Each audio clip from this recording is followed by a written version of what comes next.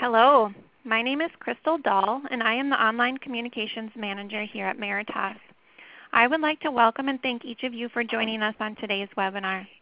For those of you new to Meritas, Meritas is an established global alliance of closely connected yet independent law firms that each offer a full range of high-quality specialized legal services. We were built upon a rigorous system for monitoring and enhancing the quality of our member firms and have been connecting clients with carefully qualified business legal expertise in over 240 markets around the world since 1990. Meritas Capability webinars are regularly presented by Meritas members. Before we get started, I would like to quickly go over a few housekeeping items. Meritas offers the ability to listen to our webinars through your computer speakers. If at any time you have any difficulty hearing the presentation, you may call into the associated telephone line instead. All phone lines will be muted. If you experience any technical difficulties, please press *0 at any time to connect with a support technician, or you may use the chat feature found on the left-hand side of your screen. Since you will be muted, if you have a question, please ask via that chat feature found on the left-hand side of your screen. Susan and Kristina plan to answer questions throughout the presentation. Lastly, in the next few days, I will distribute a copy of the presentation, a recording of the webinar, as well as the presenter's contact details. Our presenters today come from the Meritas member firm in Cleveland, Ohio, Corman, Jackson, and Krantz. Susan Stone is co-chair of KJK's Student and Athlete Defense Practice Group. Susan handles matters ranging from special education issues, student disciplinary matters, and Title IX investigations. Susan has gained a national reputation for representing students and professors in campus Title IX cases. She is routinely hired as a student advisor for the campus investigation and hearing phase of proceedings and is also retained to handle subsequent university-level appeals. Her talent as a student advisor has led her to representing Greek organizations and athletes. Susan is a nationally published author and blogger on topics related to education law. She has lectured on subjects that include Title IX, twice exceptional students, FERPA, and the handling of educational records and behavioral issues related to students with disabilities. Kristina Supler is co-chair of KJK's Student and Athlete Defense Practice Group. Kristina handles a variety of matters involving educational services and student discipline. She has achieved great success representing students and professors in campus Title IX proceedings. Her extensive experience with sexual assault cases proves invaluable for clients subject to Title IX proceedings. Kristina has also represented Greek organizations involved in student disciplinary matters and assisted with drafting policies and implementing member training. Kristina works as an advocate for clients with autism spectrum disorder who are facing prosecution. She speaks nationally on such topics as Title IX, FERPA, special education law, and more. Kristina serves on the board of directors for the National Association of Criminal Defense Lawyers and is the chair of the Title IX Committee and co-chair of the 6th District Amicus Committee. With that, Susan, are you ready to get started? I am. All right, take it away. Okay. Thanks, Crystal. So as Crystal stated, Kristina and I really focus on representing students and professors and those accused of different forms of sexual misconduct violations. And in particular, our practice is dedicated to handling Title IX matters. But before we go into the nuts and bolts of Title IX, what is Title IX? And it's interesting because it's 20 U.S.C. 1681 subpart A, but really it's known as the famous 37 words that you should have in front of your screen. And who would have ever thought that 37 words would cause such an interesting political storm that it has? And basically it says no person in the United States on the basis of sex should be excluded from participation in, be denied the benefits of, or be subject to discrimination under any education program or activity receiving financial assistance. So right now, there's a lot of talk all over the papers and on the media. You have to live under a rock not to hear about accusations of sexual misconduct on campus and in the world in general, because time's up, MeToo, how has this impacted what's going on in college? Well, I think it's caused a greater awareness of matters involving sexual assault and misconduct, and a greater impetus for students who believe that they have been victims of some sort of sexual harassment or wrongdoing to go to their campus Title IX office and file a claim.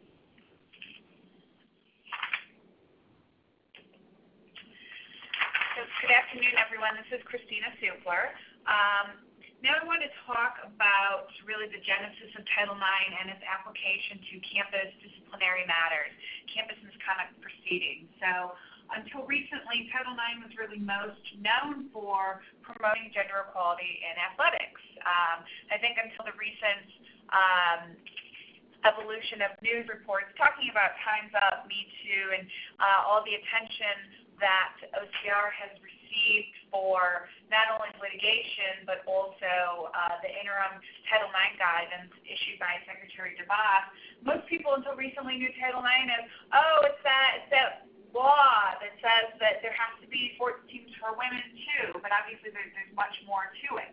And it's really interesting when one looks at how Title IX is applied to campus misconduct proceedings, because actually, if you delve into the legislative history, no legislative history actually supports the notion that Title IX was ever intended to be applied to campus disciplinary proceedings. Any matters with sexual harassment or sexual violence. So when you actually look at these campus misconduct proceedings, again, Susan and I handle these cases from the perspective of a student or faculty advisor. In other words, we generally represent the respondent to allegations of misconduct.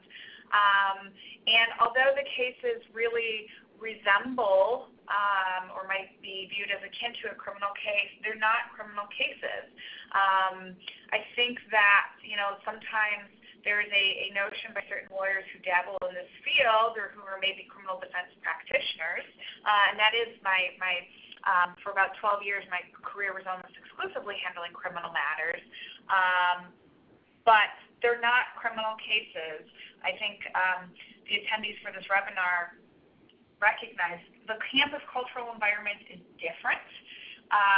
The investigation is not it's not supposed to be biased in any way. It truly is supposed to be a neutral third-party investigation. Unlike criminal cases, the accused student, the respondent, does not enjoy any presumption of innocence. So in criminal cases, sometimes if you represent a defendant, you sit back and let the defendants make the state meet their burden of proof. That's not so here. Students have to take a much more active role. Typically, students should speak with and communicate with the Title IX investigator and the university, and all of these things make these cases really complicated. If we're talking too fast, please type us a message. We have a lot of content we want to get at, but I want to make sure that we're delivering this in a way where it's all digested easily. In 2011, something radical happened. There was a huge political outcry that colleges were not responding and investigating sexual assault on campus. There were movies like The Hunting Ground, and there was a famous Rolling Stone magazine that put out a huge article.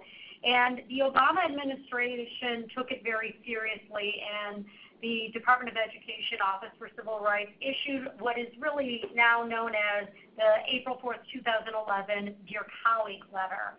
And it basically told colleges and universities around the country, you better take this seriously, and this is how you're going to handle it. And if you don't handle it in the way I'm telling you you're going to handle it, we're going to pull your federal funding.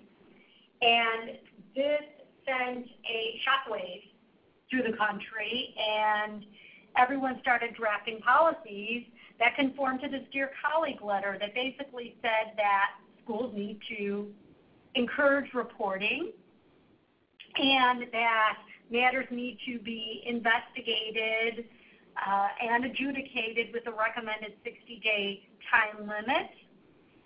and there is not going to be allowed mediation for the most serious of sexual misconduct cases because that would put someone who's coming forward in an uncomfortable position. And not only are you going to investigate allegations of what goes on campus, we also make the colleges responsible for off-campus behavior, as there were some statistics that most sexual assaults actually occur on off-campus settings, such as parties that might or might not involve Greek life. And that the biggest change was that schools could use the lowest standard of proof, preponderance of the evidence. So you're accused of something like non-consensual sexual intercourse, or in other worlds, like the criminal world, rape, but you can get expelled from college based on a preponderance of the evidence. So this Dear Colleague letter sent a shockwave, and more students were filing complaints, and more students were getting expelled or suspended from school as a result of the setup from this Dear Colleague letter.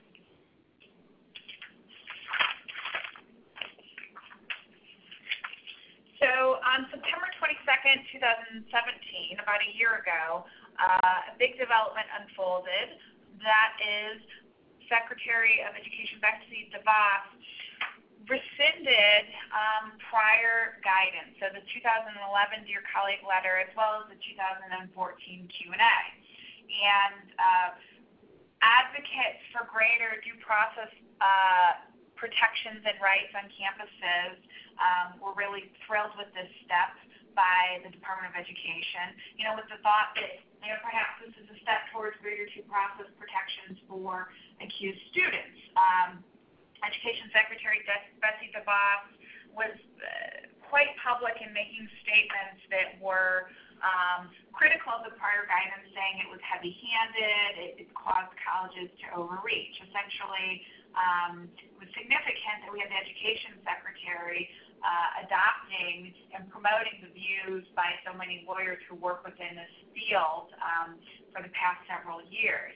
But what's been interesting is really the practical impact of this interim guidance.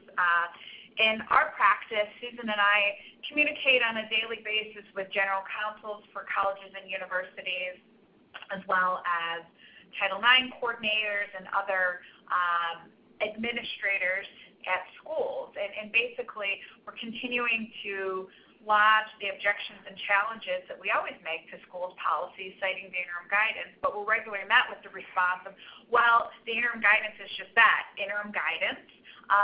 There's likely to be more changes, so right now we're going to stick with what's in our policy. We're not changing anything. And so while this interim guidance was heralded as a real break in greater due process protections, practically speaking, on a day-to-day basis, it's really changed virtually nothing in terms of how these cases are handled on campus. One of the aspects of our practice that's really, really exciting is that a day doesn't go by with something new happening. So I believe it was already just a couple weeks ago, 2-3 weeks ago, there was a leak in the New York Times about what is going to be the new Title IX guidance. Now, the Office for Civil Rights came out and denied that the leak was valid, and they're saying that they're still waiting for the completion of the notice and comment period. However, they left open the possibility that the Times was right. And so what is predicted is that there is going to be a major change in what was in the 2011 Dear Colleague letter. The standard of proof is predicted to go up to something like a clear and convincing standard. The definition of sexual harassment is expected to change. For those of you out there who are employment lawyers, the definition is going to be more like a Title VII definition of more severe and pervasive, where currently one isolated incident typically is enough to violate various policies around the country. and they're relieving the duty to investigate off-campus allegations. Again, this is all rumor, so we're going to all wait and see what's going to happen and how it's actually going to be applied on college campuses across the country. I just want to go a little rogue here and say that what's interesting about what we do is that when we take a case and represent a student, we have to follow and are bound by the rules of each university. And we have never seen, you would think there'd be more uniformity, but I think, Kristina, you could add that every college is different. That's right. I think the real challenge for those who represent students in these cases is to not assume that, you've handled 10, 20 prior matters. You can just waltz into a new college or university and do what you do. Every college and university has a different policy with its own unique procedures, decision makers, and really campus culture, which also very much permeates how these cases are addressed and handled. Susan and I have, handled matters at Antioch University in Yellow Springs, Ohio, which is a very, very progressive school, and the culture there is significantly different, for example, from the culture we encountered when we handled the matter at the University of Nebraska. So it's important to know the landscape within which you're working. So now we want to move on to more of the legal discussion, theories for violating Title IX. So again, Susan and I are student advisors and represent professors as well. We do not at all like to sue universities, but when necessary, we do. And this is an area of law, as Susan said, that is rapidly changing on a weekly basis, particularly within the Sixth Circuit. The Sixth Circuit is a real hotbed of litigation. Who knows why? Maybe it's because there seems to be a real concentration of lawyers in the Sixth Circuit who do this type of work. But nonetheless, it's really important to know the legal developments as they are unfolding, because there is very much a shifting landscape in front of us. That being said, there's still the general framework, 5 different ways students file suits, and I'm going to come at this from the perspective of a male plaintiff, because 9 times out of 10, that's who the plaintiff is, although not always, and we'll get to that a little bit later in the presentation. But, these are cases when litigation is filed. The lawsuits are alleging that, college or university has been given into anti-male bias that's violated the plaintiff's Title IX rights. And so when these cases are filed, courts are typically looking at Title IX claims through the lens of Title VII. And so there's a lot of carryover for those, again, with the employment background that shapes how this litigation unfolds. So the different theories by which a plaintiff tries to show gender bias. There's erroneous outcome, and essentially erroneous outcome is a theory. There's claims alleging that the school erroneously disciplined a student alleged to have engaged in sexual misconduct. The plaintiff asserts that he or she was innocent and wrongfully found in violation of the school's misconduct policy, or, and this is sort of a different angle for erroneous outcome, regardless of students' guilt or violation of the policy, the severity of the penalty imposed by the school was overly harsh simply because of the student's gender. That's erroneous outcome. The second theory is selective enforcement, and this is really akin to sexual harassment. So basically, these are claims alleging that schools treat a male student differently than a similarly situated female student. And again, when one litigates these cases, the real issue that needs to be honed in on is that idea of similarly situated. What's the comparator? And that is something for those with experience litigating. It's always a battle. What is or who is the comparator for trying to determine whether parties have been treated differently simply because of gender? And that's really, really important the plaintiff bears the burden of demonstrating that the difference in treatment was in fact because of gender. And I think from the plaintiff's perspective, that's a point that sometimes is lost by attorneys who file these cases. It's not being treated differently isn't enough, and that's why cases are getting dismissed out on 12b6 motions, which are very much a common animal in this litigation. It's treated differently because of gender. The third theory is deliberate indifference, and that is basically the notion that an official, someone at the school, college or university, who had authority to institute corrective measures had notice of something that was unfolding, and that's important, the notice provision, but was still deliberately indifferent to the misconduct.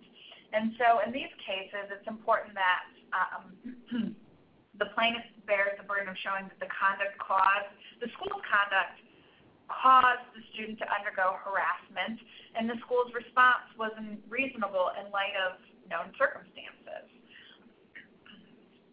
The fourth area, retaliation. Again, those with an employment background are going to understand what retaliation is, so I'm not going to define that. But, I'd like to give a couple examples. The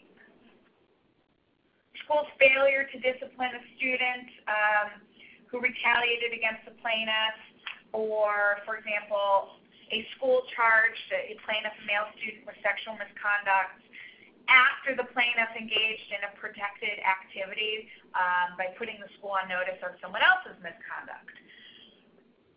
So what does that mean? There's a Cornell case, for example, that's pretty well known within this area of law. And in the Cornell case, a male student felt that he had encountered significant gender bias by a Title IX investigator. The student filed a complaint with the school against the investigator, and Cornell refused to investigate the student's complaint until after the school adjudicated the underlying female's complaint against the male student. So, arguably that could constitute retaliation. And then lastly, I don't want to spend much time, there's this fifth notion of gender bias, archaic assumptions. It rarely arises. It's not litigated all that often, so I don't want to delve into it. Just simply want to make folks aware that it's a theory that's out there. So what's really important is that you understand that Title IX is about proving discrimination based on gender, but that every circuit is very, very different as to what theories that we've outlined apply.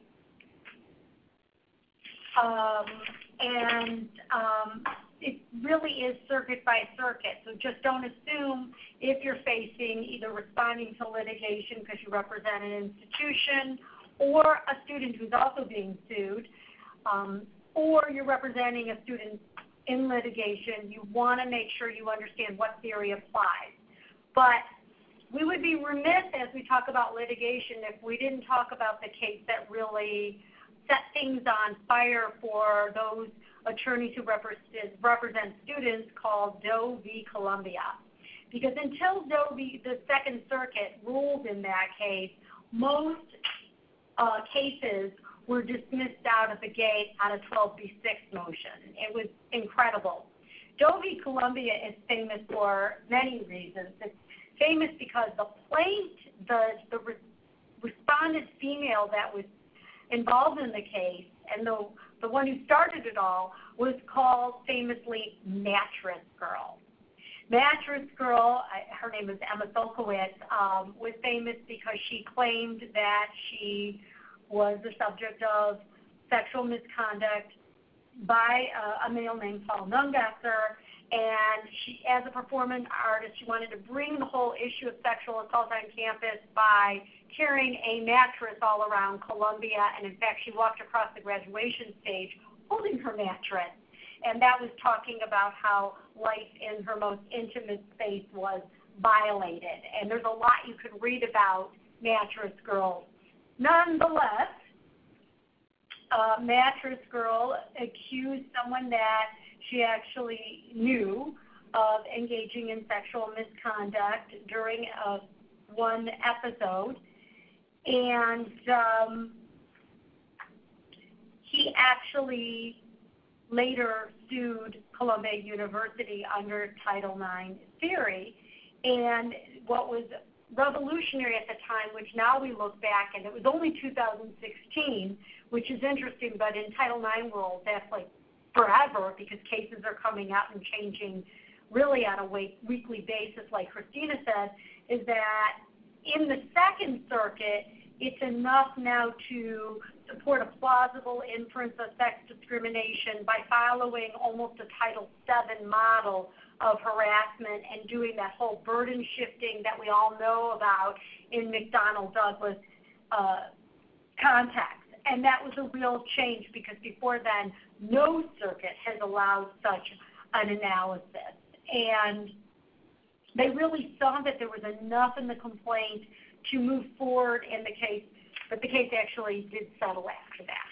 I just wanted to add to what Susan said and point out that this case was actually one of the first cases to really bring this whole notion of rape culture to the attention of the general public. And rape culture is a phrase that is used a lot by the media, and various people throw the phrase around, but very few people understand exactly what it means. And in essence, rape culture is a phrase that refers to victim blaming, or the mentality of a female was assaulted because of what she was wearing, and she was asking for it. Slut shaming. Slut shaming. I think that actual phrase recently appeared in a federal district court opinion.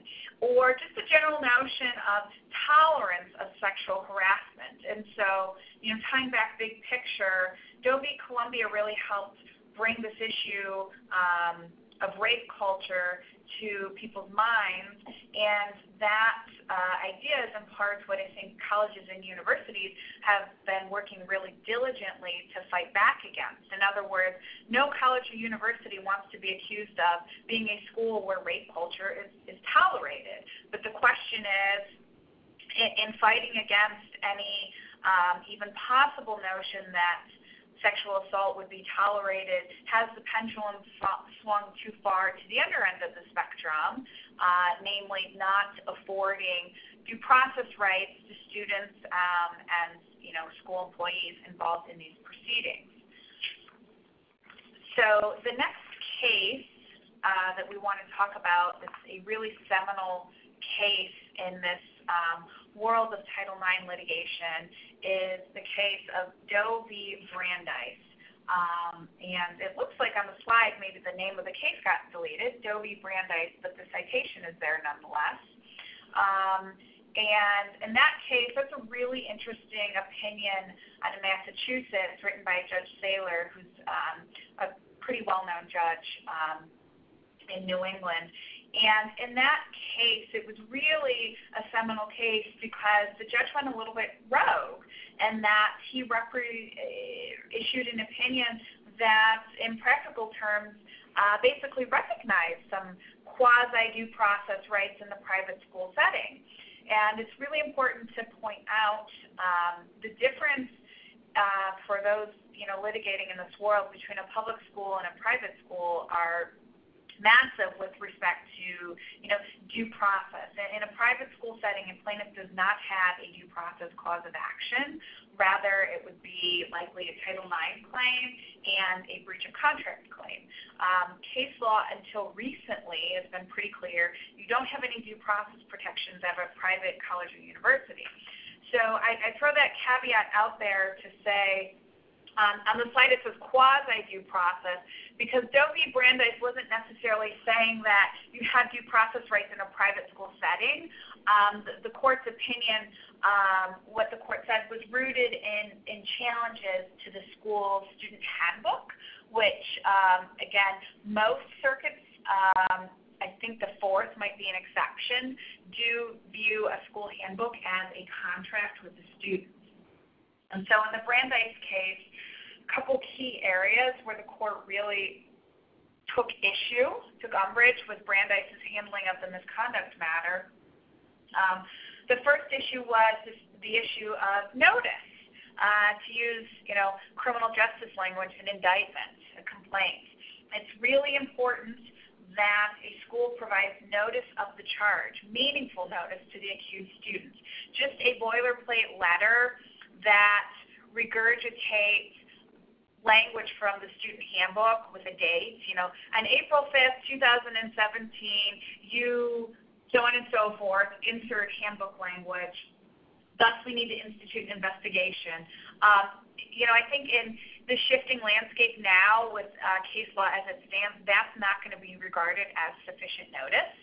So for those of you who may represent schools, it's important to advise your clients that the notice letter has to contain more information. Secondly, the opinion touched on the right to counsel, or again in Title IX speak, a student advisor. Plaintiffs' attorneys in this area of law love to throw around the phrase potted plants. We're potted plants. And in most circumstances, that's in fact correct. We have a very limited ability to zealously represent our clients. Nonetheless, case law, again, is starting to shift, and I think schools are recognizing that. They have to make more room for the role of lawyer advisors for students in the process, and in practical terms, making investigation reports available to be viewed, not making lawyers and students travel to a dean's office and sit in a conference room to copy a report, on a piece of paper. Because previously there were many schools that, in fact, wouldn't provide a copy of a report whatsoever. The Brandeis opinion also is important because it recognized the importance of cross-examination. And I'm not going to spend too much time on that because we get into that later in the presentation. And there's been significant advancements as recently as a few days ago in case law on this idea of meaningful cross-examination in Title IX proceedings. Tying back to what I said about the meaningful notice letter and the role for advisors, the opinion also recognized really the right of the students to examine evidence and witness statements, to know what one has to contend with if a hearing goes forward.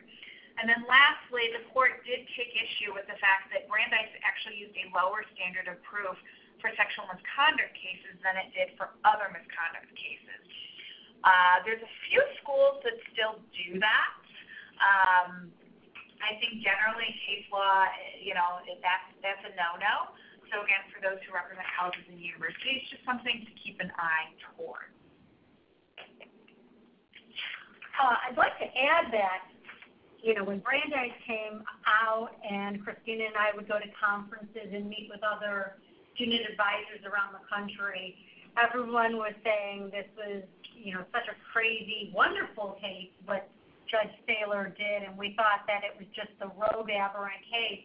But I think that when you start reading the New York Times article and what's going to be expected out of Betsy DeVos's office, I think that he was really looking in the crystal ball, and that the new Dear Colleague letter that we're expecting to come out is really going to conform to a lot of what's in that Brandeis decision.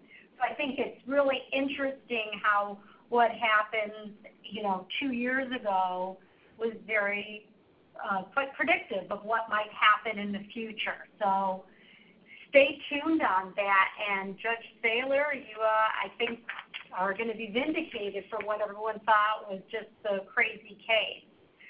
But as Kristina said, we're in Ohio, and there's a lot of litigation in Ohio. And we would be remiss if we didn't talk about Doe versus Miami University, Miami being my alma mater. And we'd like to talk about a little bit about the facts in some of these Title IX cases, because it's very easy for us to give a webinar and talk about the law and the different theories. But it's very different in practice when you're sitting in your office and you see a college freshman come in with his parents and very embarrassed. And the last thing that this college student ever thought would happen is that they'd wind up in someone's office talking about their sex life, and that now their parents know about their sex life. And it's actually can be very humiliating for these students and requires a lot of sensitivity. But also, we find ourselves remembering we're dealing with students, and they're just out of their parents' home. I have two students, two kids in college, so you know, I know that they're half adults and they're still half kids. And we do a lot of friendly reminders when we ask them for information. And we've had a couple times we've had to wake people up from sleep because of a long night. Speaking of long nights, in the Miami University opinion, I call it the quintessential drunken hookup case. I can't tell you how many times we've had students in our office and say, well, tell us what happened, and they look up and they're embarrassed to say, I don't remember. What do you mean you don't remember? And it was because they were drunk, high, or maybe both. And that's just the reality of college.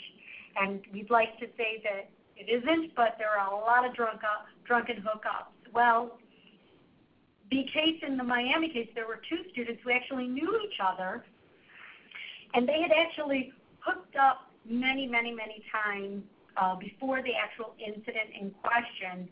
And in September of 2014, they both were admittedly intoxicated. And according to Jane, that was, in these cases, I just want to break, it's very common that we file under pseudonyms and that the whole case is under pseudonyms because it's something that could be very embarrassing and affect their future, and courts have been routinely granting motions to file under pseudonyms. Anyway, Jane Rowe, as we call her, admitted in her complaint that a lot of what happened that evening was consensual. And she also stated that at some point, for her at least, it became non-consensual, and the John Doe in that case was suspended. However, what's really, really interesting about this situation is that there was conflicting evidence in Jane's statement alone. Sometimes she said, no, I told him no. And then at other points in the investigative report, she said that she never said no. Yet they still, despite those internal inconsistencies, disciplined and suspended the John Doe.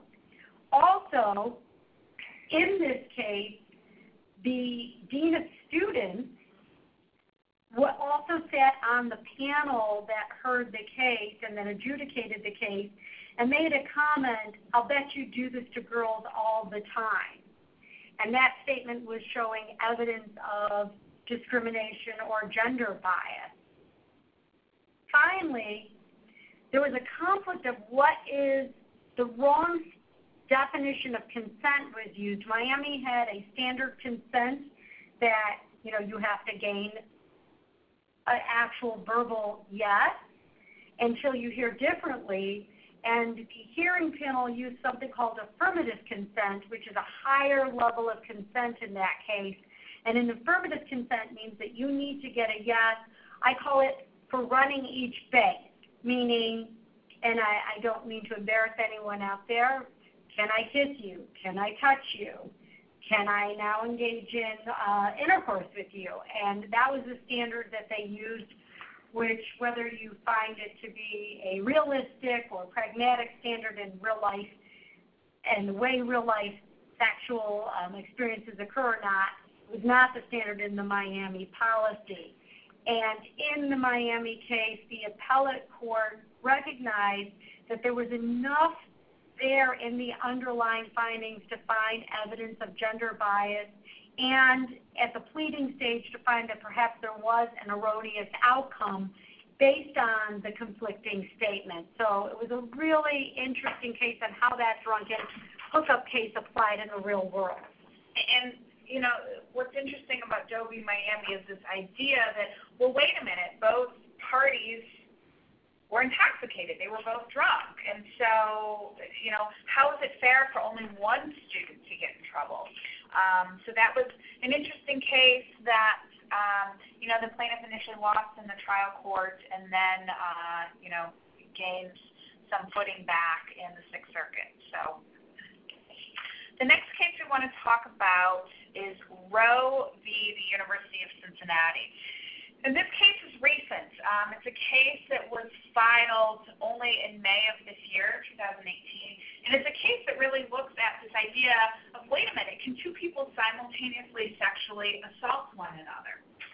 And here, the plaintiff is a female. And the underlying facts are essentially that the male and female student had a drunken hookup. The male student woke up in the morning concerned that the female would file a Title IX complaint, and so he went to the Title IX office and essentially beat her to the punch in filing. Jane Roe was found to have violated Cincinnati's policy and suspended.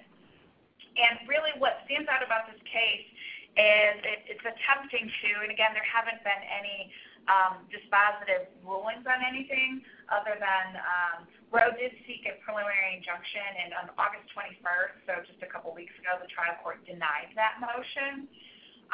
But again, why this is an interesting case to follow is it really attempts to further delve into and examine how the Title IX process can be manipulated by students, and how schools sometimes proceed from the assumption that if two drunk college students make out, hook up, and someone reports, only one person is the victim. And so this is an interesting piggyback on what we saw in the Miami case. And, it's a situation where, again, the plaintiff's attempting to really draw attention to how easily the system can be manipulated, and how schools have to figure out a way to navigate how the process is manipulated so as to not unfairly basically devastate someone's academic future, but also still really take serious all allegations of sexual misconduct.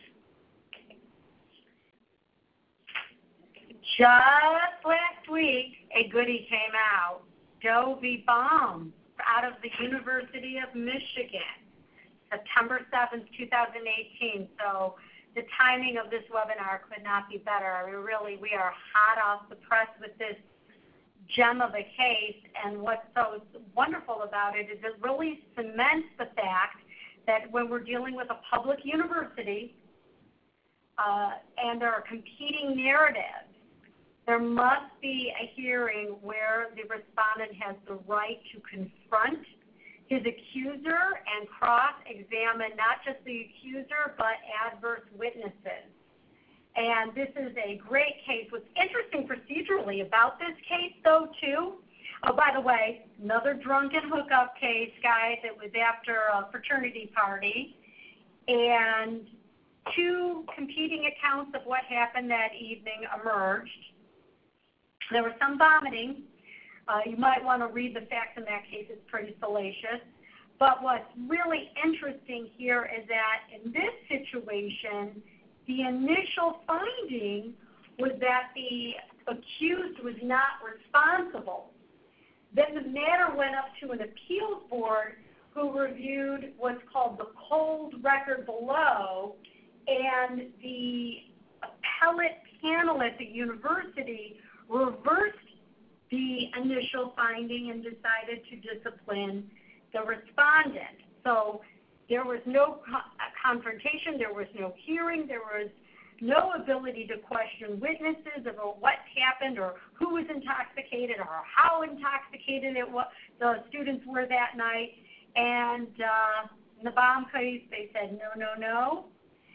You have the right to confront and cross-examine, especially when there's a he said, she said situation. What's also interesting about the bomb case is there was an implicit endorsement of the importance of allowing students to have active participation of an advisor to really help with figuring out and formulating questions, which is very interesting. Now we want to shift gears. The title of the presentation was Title IX on Campus and Beyond. And so now we're getting into the and beyond a bit. And I want to start with the criminal justice system and just the idea that it's important for everyone involved in these cases, whether you're a school administrator, a complainant, or a respondent, to be aware of the possibility of a parallel criminal investigation. OCR has addressed this point and, has very strongly indicated or instructed schools that they have to notify a complainant that he or she may file a criminal complaint if one so chooses. Furthermore, regardless of what police are doing with a criminal investigation, a school still has to move forward in their investigation. Now, we'll get to that in a minute. There's sort of a caveat to that. And, sometimes for lawyers involved in these cases, when there's a pending criminal issue or possibility of a pending criminal issue, it's a difficult decision to decide whether a respondent should talk to a school. But, the reality is, respondent doesn't speak with the school, it's in all likelihood going to lead to a negative result for the respondents. So as Kristina said, the whole second half is beyond just what goes on campus. And the next two examples, Doby Kenyon and Doby College of Charleston, are actually two cases where Kristina and I filed for an injunction to get some immediate relief in a situation where we just didn't feel like we had any alternative. We really do try to work with universities because we understand that the university is really in the position of the neutral. And it's really important for all attorneys to recognize that coming into a college and university and filing suit to stop a process is not a very good way to go into a situation. Number one, you could get bounced back because of failure to exhaust your remedies. And number two, that's just not the law. You do need to participate in a process. And most of the time, I really feel that colleges and universities are trying to get it right. And hopefully with the new guidelines that there'll be a little bit more consistency with how universities handle the situation. However, in Doby Kenyon, we were dealing with a situation where the female filed against our client for something that happened 18 months prior. What Kristina and I find is that students have the right to file until someone graduates. So you could have someone file a senior year for a situation that occurred freshman year, and we've actually seen it happen. But in this case, it was 18 months prior, but the situation didn't come to our attention until 2 weeks before graduation, and the school was doing its best to rush its investigation, but we were in a situation where we didn't know whether there was going to be a decision until graduation or whether they were going to stop our client from walking through.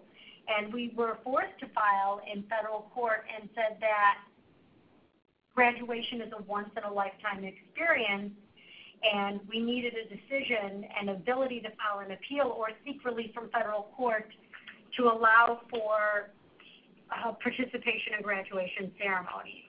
Fortunately, we were able to, reach a good result there.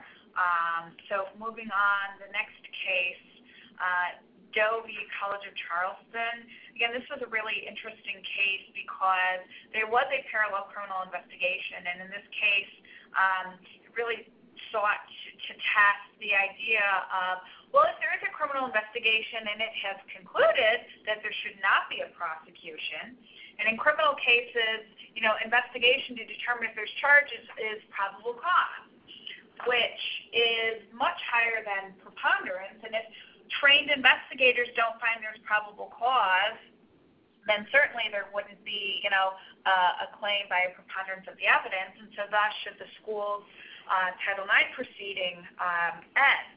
And we filed litigation here. And again, we're fortunately able to come to a conclusion that everyone can live with. But this is just an example of the novel types of issues that come up in these cases and how challenging these cases are when you've got police involved. Colleges and universities doing their best to follow guidance from OCR and, at the end of the day, try to be fair. I'm not going to spend too much time on the next slide, but I would like everyone to be a little bit sensitive that after the Title IX case is over, sometimes accusers seek monetary damages from the person that, if there was a finding of responsibility, sexually assault and or harass them. Now, we all know that college students and recent graduates don't have money, but a lot of times people will take these cases with the understanding that parents will usually foot the bill. In this case, we defended an action, and we were very lucky in that there was a statute of limitations issue, and we were able to avoid having to really address a large monetary matter and settle for a nominal amount. But be very sensitive out there and be on the lookout for not only criminal prosecution, but for an attempt to obtain damages. I just want to add, sometimes, on occasion, a plaintiff might who's been a victim of sexual assault, or at least has had a finding to support a claim, might pursue civil litigation against the respondent with the belief that there could be coverage under the student's parents' homeowner's insurance. So that's an issue that comes up from time to time that lawyers should be cognizant of when figuring out how to negotiate and wrap up these cases. So another example of how these Title IX proceedings sort of go beyond just the college campus is in the sports realm. And you might say, well, wait a minute, we've come full circle. We're back to sports in the NCAA, and yes, we have. NCAA has responded to claims of not being more tough on allegations of sexual misconduct with, last year coming out releasing a sexual violence policy that requires coaches, athletes, and administrators to complete education and training on sexual violence prevention. And what's really interesting, Susan's going to talk about this idea of how a Title IX finding can impact an athlete's ability to transfer. Right now, the Southeast Conference has adopted a rule basically saying that if you are convicted of or pled guilty or no contest to a crime, you cannot transfer into that school and play a sport. And it's very, very serious because there is some thought that it's also going to pertain to being found responsible for a Title IX matter. So if an athlete has that on their record, it not only can exclude them from an activity on their campus, their ability to play somewhere else. So another example that's hit the news recently that touches on this idea of how Title IX can have real-world implications is the recent disciplinary measures Ohio State University took against head football coach Urban Meyer. And basically that was a case where, there was an assistant coach who was having marital issues, all sorts of ugly stuff in his private life. And the question was, what did Urban Meyer know about it, and what should he have done with respect to claims about what was going on in assistant coach Zach Smith's personal life. And really, although this is a case that's gotten a lot of attention for Title IX, it's a case that ties into employment law questions. Because here there was a clause in Meyer's employment contract that actually required him to promptly report known violations of Ohio State's sexual misconduct policy. And so, the question is, Did Urban Meyer violate Title IX by not reporting Zach Smith and taking action against him? And the answer is, well, sort of. The issue wasn't a Title IX issue in a vacuum. It was really more of this Title IX language that was inserted into his employment contract with Ohio State. And so after a very large, very expensive independent investigation, ultimately Ohio State disciplined and suspended Meyer for 3 games because they found that there were misrepresentations made, and there are consequences for that. So we're going to conclude and talk about Weinstein clauses, and we're going to loop back to the beginning when we talked about MeToo, time's up, and we all know about Harvey Weinstein. Well, life has hit an all-time low when a clause has been named after you, and as part of due diligence in mergers and acquisitions, some investment firms are asking for an additional guarantee that the people in the C-suite haven't been accused of or entered into settlements for past sexual harassment or misconduct. And that also provides some indemnification should there be a later acquisition. So you're going to ask, well, what does that have to do with students? Why are we talking about this? Isn't this, corporate law or employment law? I'm going to tell you, we have represented students who graduated from business schools or MBA schools, and they're terrified that if there is a finding of responsibility in a Title IX matter, and later they rise the ranks of the corporate ladder, will that finding come to haunt them later in a Weinstein clause?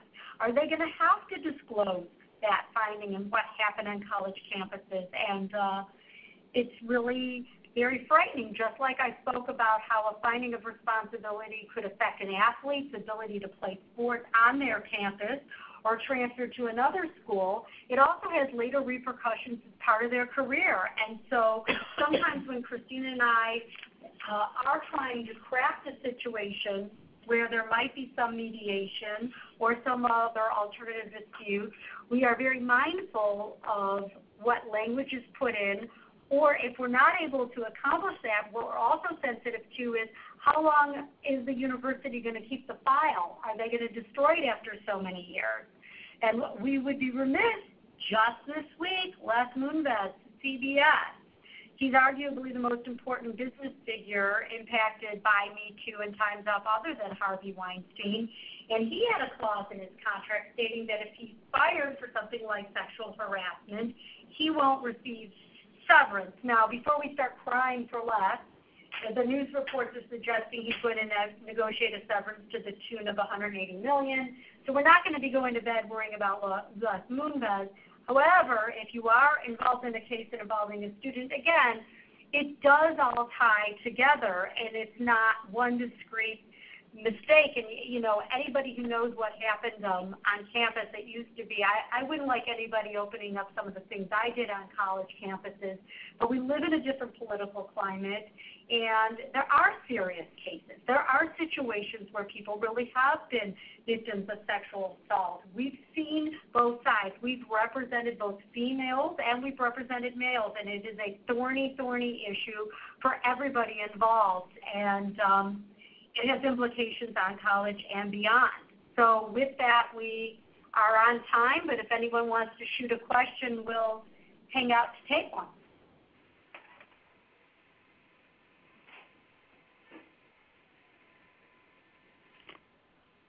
Thank you, everyone, again, for joining this webinar. And if you have any additional questions or comments or feedback, please feel free to email either Susan or myself.